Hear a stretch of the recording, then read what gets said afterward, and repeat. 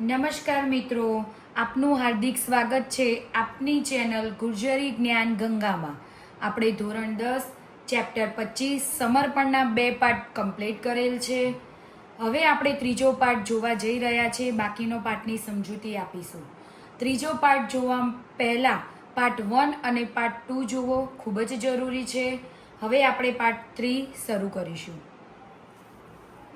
સંતુષ્ટ સતમ યોગી યતાત્મ દ્રઢ નિશ્ચય મધ્યપીર મનોબુદ્ધિયો મત ભક્ત સમે પ્રિય. અર્થાત જે યોગી નિરંતર સંતુષ્ટ છે, મન ઇન્દ્રિયો સહિત શરીરને વશમાં કરી રાખેલ છે. વશમાં કરી રાખવું એટલે કે કાબૂમાં કરવું. અને મારામાં દ્રઢ નિશ્ચયવાળો છે, એ મારામાં અર્પેલ મન બુદ્ધિવાળો મારો ભક્ત મને પ્રિય છે. જુઓ મિત્રો, અહીંયા ભગવાન પણ ગીતામાં કહ્યું છે કે જે યોગી નિરંતર સંતુષ્ટ છે, એટલે કે એની પાસે જે વસ્તુ છે તેનાથી તેને સંતોષ છે અને પોતાની જે ઇન્દ્રિયો છે એને પોતાના વશમાં કરી શકતો હોય અને ભગવાનમાં દ્રઢ નિશ્ચય રાખતો હોય એવી વ્યક્તિ ભગવાનને પ્રિય છે. તુલ્ય નિંદા સ્તુતિ મૌની સંતુષ્ટો યેન કેનચિત અનિકેત સ્થિરમતી ભક્તિ મામે પ્રિયો નર. અર્થાત જે નિંદા સ્તુતિને સમાન સમજનાર, મનશીલ અને ગમે તે પ્રકારે પણ શરીરનો નિર્વાહ થતા સદા સંતુષ્ટ થતા રહેવાના સ્થાનમાં મમતા અને આસક્તિ વિનાનો છે. આસક્તિ એટલે કે મોહ વિનાનો છે. એ સ્થિર બુદ્ધિનો ભક્તિમાન મનુષ્ય મને પ્રિય છે. એટલે કે અહીંયા ભગવાને કહ્યું છે કે જે નિંદા સ્તુતિ ને સમાન સમજનાર છે, મનશીલ અને ગમે તે પ્રકારે પણ શરીરનો નિર્વાહ એટલે કે અમલ થતા સંતુષ્ટ છે અને મોહ માયાથી વિલીન છે તેવો વ્યક્તિ, એવો ભક્ત ભગવાનને પ્રિય છે. આ શ્લોકમાંથી સંતુષ્ટ પદ કહે છે કે આપણા ક્ષેત્રમાં આપણે ખૂબ કાર્ય કરવું, પરંતુ કોઈ લાલસા રાખીને કાર્ય ન કરવું. એટલે કહે છે કે આપણે કોઈ પણ કાર્ય કરીએ પણ લાલસા રાખીને કાર્ય કરવાનું નથી. જે પ્રાપ્ત છે, જે પર્યાપ્ત છે, સહજ મળે તેમાં સંતોષ રાખવાની તણાવ, હતાશ જેવી નબળી માનસિકતામાંથી બચી શકાય છે. સંતોષ નહીં હોય તો ઇન્દ્રનું સિંહાસન પણ ઓછું પડે છે. એટલે કે આપણને અહીંયા સમજાવ્યું છે કે આપણી પાસે જે વસ્તુ છે એનાથી આપણે સંતોષ રાખવાનો છે અને જે છે એનો આનંદ મેળવવાનો છે. જો સંતોષ જ નહીં હોય તો તમને હંમેશા માનસિક તણાવ રહેશે અને ઇન્દ્રનું સિંહાસન પણ ઓછું લાગે છે. આપણે લોકો બીજાના આપણા કરતાં વધારે સુખી માણસોને જોઈ હંમેશા દુઃખી થતા હોઈએ છીએ કે એની પાસે આ છે, મારી પાસે આ નથી, એની પાસે આ છે. પણ હંમેશા મિત્રો આપણાથી નીચી લેવલની વ્યક્તિને જુઓ કે જેને હાથ નથી, પગ નથી, 2 ટાઈમ જમવાનું નથી મળતું અને પછી એની કમ્પેર કરો તો તમને તમારા જીવનથી સંતોષ જરૂર થશે. વધારે અસંતોષને કારણે આપણી પાસે જે છે તેનો આનંદ પણ નહીં મળે. એટલે કે વધારે અસંતોષ હોવાને કારણે આપણી પાસે જે વસ્તુ છે એનો આનંદ આપણે ક્યારેય નહીં લઈ શકીએ અને હંમેશા દુઃખી રહીશું. શ્લોકમાં એક પદ છે દ્રઢ નિશ્ચય, એટલે કે દ્રઢ નિર્ણય વાળો.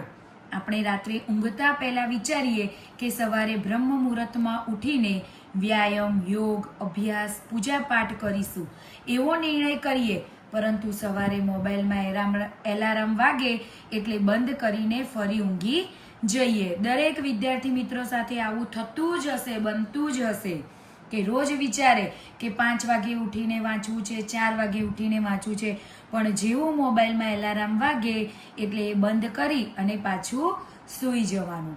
એનું એક જ કારણ છે કે આપણો દ્રઢ નિર્ણય મક્કમ નથી. આપણો કોઈ પણ નિર્ણય આપણે મક્કમ બનાવતા નથી. પરંતુ જો એને મક્કમ બનાવો તો આવું તમારી સાથે થાય નહીં. પરંતુ આપણો નિશ્ચય દ્રઢ હોય તો તે પાછા ઊંઘવા નહીં દે. એટલે કે જો આપણે દ્રઢ નિશ્ચય હોય તો એ આપણને ફરીથી પાછા ઊંઘવા નહીં દે. આપણે આપણને સ્વયં એવી છૂટ નહીં આપીએ અને દ્રઢ નિશ્ચય બની રહીશું. એટલે કે આપણે દ્રઢ નિર્ણયવાળા બનીશું. મક્કમ નિર્ણય હોવો જોઈએ, તો જ આપણે ધાર્યું પરિણામ લાવી શકીશું. જો આપણે 4 વાગે ઉઠીને વાંચવું છે તો પછી એલાર્મ વાગે એટલે 4 વાગે ઉઠી અને વાંચવાની શરૂઆત કરી દેવાની, તો જ આપણું ધાર્યું પરિણામ આવશે. છાત્ર જીવનમાં દ્રઢ નિશ્ચયનું ખૂબ જ મહત્વ છે. ત્યારબાદ તુલ્ય નિંદા સ્તુતિ. આ પદ પણ છાત્રો માટે ખૂબ જ સમજવા જેવું છે કે જીવનમાં ઉતારવા જેવું છે. ભાગવદ્ ગીતામાં એ વાત અનેક વાર કહેલ છે કે નિંદા અને સ્તુતિને સમાન રીતે સ્વીકારવા. આમાં નિંદા શબ્દ પહેલા છે કારણ કે જીવનમાં ટીકાનો સામનો કરવાની તૈયારી વધારે રાખવી પડશે. જો વિદ્યાર્થી, જીવનમાં આપણે લોકોના સમાજ વચ્ચે રહીએ છીએ, લોકો વચ્ચે રહીએ છીએ, એટલે આપણે જો સારું કરીશું તો પણ નિંદા ભોગવવી પડશે અને ખરાબ કરીશું તો નિંદા ભોગવવાની જ છે. એટલે કે જે નિંદાથી ડરે છે તે સફળ થઈ ન શકે. એટલે કે કોઈ પણ આપણે સારું કાર્ય કરી રહ્યા છીએ અને લોકો આપણી નિંદા કરી રહ્યા છે તો આપણે ક્યારેય ગભરાવવું ના જોઈએ. આના એક ઉદાહરણ આપીને હું સમજાવું છું. જો હાથી એના રસ્તા ઉપર જતો હોય અને પાછળ કૂતરા ભસતા હોય તો ક્યારેય હાથી પાછળ વળીને જોતો નથી અને ક્યારેય એને એ કૂતરા સામે ધ્યાન હોતું નથી. એ પોતાની મસ્તીમાં જ જતો હોય છે. એવી જ રીતે અહીંયા પણ આપણે નિંદાથી ગભરાવાનું નથી. ઈશ્વરને સાક્ષી રાખી અને આપણે પવિત્ર કર્મ કરીશું તો આપણને કોઈનો ડર રહેશે નહીં. સોશિયલ મીડિયામાં કોઈક થોડી નકારાત્મક કોમેન્ટ આવે, લાઈક ઓછી મળે અને નાનો અમથો ઠપકો આપી દે તો પણ 2 વાક્ય કહી દે તો ક્યારેક આપણને લાગી આવે છે. જો આવું દરેક જોડે થાય છે કે કોઈ ફોટા ઉપર કમેન્ટ ઓછી આવે, લાઈક ઓછી આવે તો તરત આપણે ગભરાઈ જઈએ છીએ અને તરત ડિપ્રેશનમાં જતા રહીએ કે મારી સાથે કેમ આવું થાય છે. પરંતુ એ જરૂરી નથી મિત્રો. એ સહન કરી શકતા નથી ત્યારે ભગવદ્ ગીતા કહે છે કે નિંદા સાંભળીને નિરાશ ન થવું જોઈએ. એટલે કે આપણે એ કમેન્ટો ઉપર કે લાઈક ઉપર ધ્યાન આપવું ના જોઈએ અને એનાથી આપણે પોતાનું જીવન ડિપ્રેશનમાં નાખી અને આપણું ભણતર બગાડવું ના જોઈએ. આપણે સંઘર્ષ કરીએ તો અભ્યુદયને પ્રાપ્ત કરી શકીએ છીએ. સંઘર્ષ કરીએ એટલે કે આપણે એને વિજયને પ્રાપ્ત કરી શકીએ છીએ. આપણે ધારું પરિણામ લાવી શકીએ છીએ. આ રીતે ભગવદ્ ગીતામાં ખૂબ સુંદર રીતે વર્ણવ્યું છે કે આપણે પ્રત્યેક કર્મને ઈશ્વર અર્પણ ભાવથી કરીએ તો આ સમર્પણ ભાવથી કરેલું ઉત્તમ કાર્ય ભક્તિ યોગમાં પરિણિત થાય છે. જીવનમાં જે કંઈ ફરજમાં આવે છે તે સર્વ વ્યાપક પરમાત્મા પ્રત્યે સમર્પણ ભાવથી કરેલું કાર્ય લોકહિતનું કાર્ય બને છે અને એ જ ઉત્તમ ભક્તિ છે. જુઓ વિદ્યાર્થી મિત્રો, અહીંયા પણ આપણને કહ્યું છે કે જીવનમાં જે કંઈ ફરજમાં આવે, જે પણ કાર્ય કરો તે તમે પરમાત્માને સમર્પણ કરી અને લોકહિત માટે એટલે કે પોતાની મોહ માયા છોડી, પોતાની લાલસા છોડી અને જો કોઈ કાર્ય કરવામાં આવે તો તે ઉત્તમ ભક્તિ છે. વિદ્યાર્થી મિત્રો, અહીંયા આપણે 25મું ચેપ્ટર સમર્પણ અહીંયા કમ્પ્લીટ થાય છે. આની અંદરથી આપણે વિદ્યાર્થી જીવનમાં ઉતારવાના ઘણા ઉપદેશો છે. શરૂઆતમાં પ્રથમમાં પાઠની શરૂઆતમાં આપણે જોયું છે કે એની અંદર કહેવામાં આવ્યું છે કે ભક્તિ છે એનો અર્થ સેવા પૂજા નથી. એનો અર્થ અહીંયા ભક્તિનો અર્થ પૂજાપાઠ એવો મર્યાદિત નથી, પરંતુ સેવા એવો વિશાળ અર્થ છે. બીજી વસ્તુ આપણને એ શીખવા મળી છે કે કોઈ પણ કાર્ય કરો તો ભગવાનને સાક્ષી માની અને પરમ પરમેશ્વરને સમર્પિત કરી અને જો કોઈ પણ કાર્ય કરવામાં આવે તો તે કાર્યમાં જરૂર પવિત્રતા આવશે. અને આગળ આપણને કહેવામાં આવ્યું છે કે જો તમે નિસ્વાર્થ ભાવે ભગવાનને કોઈ પણ વસ્તુ અર્પણ કરશો તો ભગવાન જરૂર એને સદગુણ રૂપે પ્રગટ થઈ અને પ્રેમથી આરોગે છે.